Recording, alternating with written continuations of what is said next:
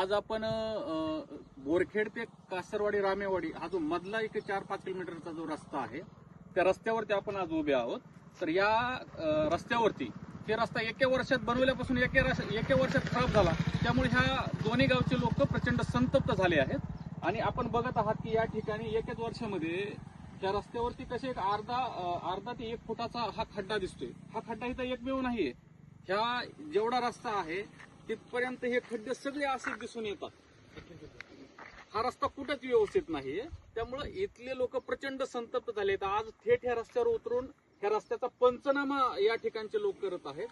तर त्यांची प्रतिक्रिया काय तर आपण थेट जाणून घेणार आहोत। आपल्यासोबत या भागातले एक प्रतिष्ठित नागरिक मिसळ साहेब आहेत, ते त्यांची प्रतिक्रिया व्यक्त करतील। ते काय म्हणत आहेत आपण जाणून घेऊया। बोला मिसळ साहेब, काय म्हणतात? या ठिकाणी जो आज हे रस्ता जे आपण बघत आहात, खऱ्या अर्थानं आम्ही इथले प्रत्येक ह्या पंचकृषी मधले 4-5 गावातले नागरिक आम्ही वारंवार या प्रशासनाला लेखी आम्ही निवेदन दिले, ग्रामपंचायतचे ठराव दिले की काम पूर्णपणे हे बोगस होत आहे। सदरील गुत्तेदार JK कंस्ट्रक्शन मार्फत हे काम झालेलं आहे। सदरील गुत्तेदार हे पूर्ण बोगस काम करत आहे, तरी त्याने आम्हाला थातूर मातूर उत्तर देऊन हे रस्ता त्याने MB रेकॉर्ड प्रमाणे किंवा एस्टिमेट प्रमाणे पूर्ण केलेला नाही, पूर्ण रस्ता बोगस केलेला आहे। आणि ह्या रस्त्याची आता चौकशी जर नाही झाली तर आम्ही ह्या परिसरामध्ये पूर्ण सरपंच असतील, उपसरपंच असतील, ज्येष्ठ नागरिक असतील, वेगवेगळे सामाजिक संघटनेतले लोक असतील, आम्ही यापुढे तीव्र आंदोलन केल्याशिवाय थांबणार नाहीत। आणि शासनाचं लक्ष वेधण्यासाठी आम्ही या जिल्ह्याच्या मंत्री आदरणीय पंकजाताई मुंडे साहेब यांना सुद्धा काल आम्ही निवेदन दिलेलं आहे। आणि खऱ्या अर्थानं यांनी मंत्री असतील किंवा आमदार असतील यांनी निधी आणायचा, भरपूर निधी आणायचा आणि इकडे गुत्तेदाराच्या ह्याच्यामध्ये घशामध्ये घालायचा आणि जनतेचा पैसा पूर्ण गुत्तेदारानं खायचा, अशी एकंदरीत या ठिकाणची परिस्थिती झालेली आहे। अच्छा, तर आपण हे पाहत आहोत की आता नुकतंच 4 दिवसापूर्वी बोरखेड कवडगाव हे आंदोलन झालं होतं, त्या ठिकाणचा होणारा रस्ता सुद्धा अत्यंत बोगस होता। त्याही ठिकाणी या भागातील लोकांनी आंदोलन केले आणि त्या ठिकाणी त्या अभियंत्याला बोलून ते निदर्शनास आणून दिले की हा रस्ता खराब होत आहे। तो रस्ता खराब झाल्याचं दाखवले असतानाच आता ह्या रस्त्यात सुद्धा मुद्दा उपस्थित झालेला आहे।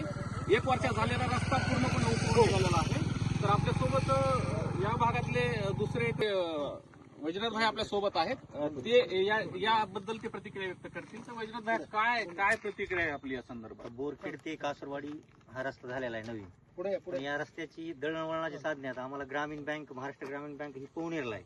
तर मग हा रस्ता अत्यंत आवश्यक आहे की प्राथमिक आरोग्य केंद्र हे सुद्धा पवनेरला आहे। आम्हाला दवाखान्याचे काम असतील किंवा बँकेचे काम असतील याच्यासाठी इकडे जावं लागते पवनेर या गावी। पण आता तो रस्ताच कासरवाडी रस्ता हा नादुरुस्त असल्यामुळे लोकांची हेळसाळ होती, मोटरसायकली स्लिप होत्यात, जाण्या येण्यासाठी लोकांना त्रास होतोय, आरोग्य केंद्राला जायला त्रास आहे। माझं एवढं म्हणणं आहे की प्रशासनाने याकडे दुर्लक्ष का करायचं? शासनाने तो पैसा दिलेलाच आहेच, पण या पैशाचा योग्य तो वापर व्हायला पाहिजे, कारण की हा सर्वसामान्यांच्या जनतेतल्या खिशातला पैसा आहे, हा सर्वांच्या कामाला यायला पाहिजे।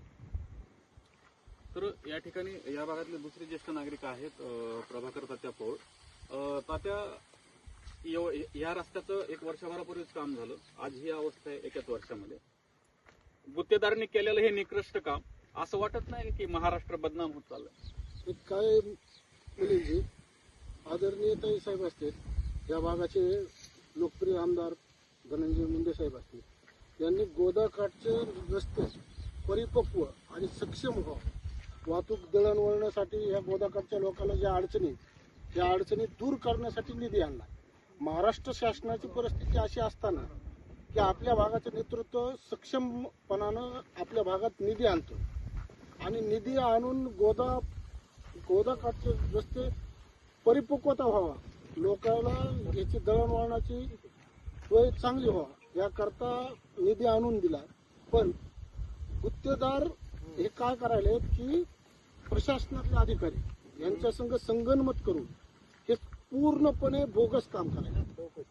आमची ह्या तुमच्या माध्यमातून लोकप्रतिनिधीला बी विनंती किंवा आम्ही जाऊन बी भेटणार आहे की आपल्या भागातले जे प्रशासन आहे यांना विचार नका, ही पडताळणं एवढी की माझ्या गावचे 2 किलोमीटर लोकांची शेतं इकडे, दररोजचं जाणं येणं ह्या भागातून 2 किलोमीटर इकडे जायचंय आणि 2 किलोमीटर परत गावाकडे जायचंय. ह्याच्यात तुम्ही आता बघायला कुठं रस्ता आणि कुठं खाता आहे हेच कळत नाही. त्यामुळं प्रशासनाला जागा करण्यासाठी आता मिसाळ साहेब म्हणले तसं तीव्र पाऊल उचलावं लागेल आणि त्यानंतर जर समजा निवेदन देऊन हे थांबणार नसतील तर आम्हाला उपोषणाचा टोकाचा हे घ्यावा लागेल, इशारा देऊन पवित्रा घ्यावा लागेल. आणि वारंवार आमची जी घुसमट होईल. शिरसाळ्याकडे जाणारा रस्ता तुम्ही बघितलाय, शिरसाळ्याला जाता येत नाही. इकडून जर सोनपेठला जायचं असेल तर सोनपेठला जाता येत नाही. आमचं उपकेंद्र पवनेर जे की आरोग्य विभागासाठी, तर तुम्हाला सांगतो पवनेरला जाण्यासारखी परिस्थिती आहे. रात्री अपरात्री एखाद्याला सर्पदर्शन झालं आणि अर्ध्या तासात जर शिरसाळा किंवा परळी गाठायचं असेल तर ह्या रस्त्याने शक्य आहे. त्यामुळं माणसाची मृत्यू होईल. पावसाळ्यात काय परिस्थिती? पावसात ह्याच्यात पूर्ण पाणी भरलेलं असतं. मोटरसायकलवाले कुठं पडतात त्याचा नियमच नाही. खड्डाच दिसत नाही ना, ही परिस्थिती आहे. सगळी आता किती आपण म्हणलो सुधारणा झाली तरी खेड्यातल्या मजुरी शेतकरी शेतमजूर आहेत. 8-10 दिवस जॅकी डिलिव्हरीचा प्लॅन असते, जाऊन शहरात राहू शकत नाही. वेळेच्या अभावी आणि कामाची कमतरता आहे लोकांकडे. लोक ज्यावेळेस अशी परिस्थिती येते तर त्यावेळेस तुम्ही बघतात की हे माणूस आपण ते पेशंट घेऊन कसं जाणार.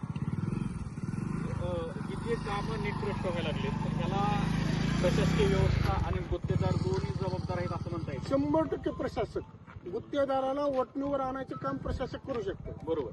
जर समजा प्रशासनानं मनावर घेतलं तर गुत्तेदाराला नोटीस देता येईल किंवा असे गलत काम करताना त्याला काळ्या टाकता येईल. पण प्रशासक म्हणून तो काही करायला तयार नाही. प्रशासक गुत्तेदाराच्या खाली तुम्हाला सांगतो दबून बसले. आर्थिक व्यवहारात मोठ्या प्रमाणात घेऊन ग्रामीण भागातल्या जनतेचं गाडी मोल जीवन आहे त्यांचं. या पद्धतीनं त्या मगरुरी भाषा झाली प्रशासकाची. पाटील साहेबाला आमच्या मिसाळ साहेबानं कमीत महिन्यात 2 ते 10 वेळेस फोन असेल. बरोबर आहे मिसाळ साहेब? पण त्या माणसाला निगरगट्ट माणूस आहे. खड्डे बुजायला सुद्धा तयार नाही. यांना विनंती करून मी मिसाळ साहेबाला म्हणलं विनंती करू नका, आपलं काम विनंती करायचं नाही, त्याच्या दारात जाऊन बसणं हा एकमेव मार्ग आहे आपल्याकडे लोकशाही मतांचा. ग्रामीण भागातील रस्ते हे प्रशासकीय अधिकारी आणि गुत्तेदारांसाठी कुरण झालेत 100% एक प्रकारे असं म्हणता येईल. 100% निधी कितीचा येऊ, लोकप्रतिनिधी निधींची भरपूर तरतूद करतात, परंतु गुत्तेदार आणि प्रशासकीय अधिकारी संगनमताने हे रस्ते बोगस करून तो निधी लाटण्याचा प्रयत्न करतात. आता तुम्ही म्हणलात की 6 कोटीचं ह्याला काहीतरी बजेट होतं. 6 कोटी बजेट असताना हे रस्ता जर बघितलं तर असं वाटतं की 1-1.5 कोटी मध्ये हे चुका पालिश करून 5-50 लाखातच